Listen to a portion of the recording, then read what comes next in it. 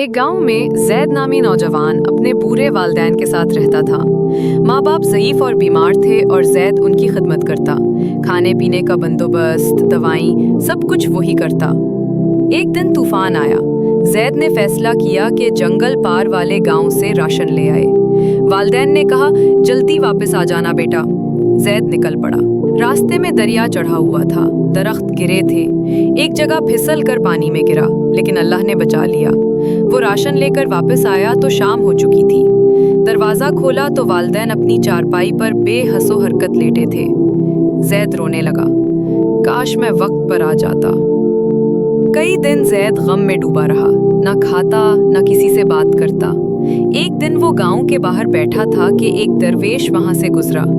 اس نے زید کو دیکھا اور پوچھا، غمگین کیوں ہو بیٹا؟ زید نے سب بتایا۔ درویش نے کہا، تم نے خدمت کی، دعائیں لی، نیکی کرو، دعا کرو، یہی ان کے لیے بہترین تحفہ ہے۔ زید کو بات دل کو لگی۔ اس نے خود کو نیکی کے کاموں میں لگا دیا، یتیموں کی مدد، مسجد کی صفائی، لوگوں کی خدمت، سب کچھ اللہ کی رضا اور والدین کی مغفرت کے لیے۔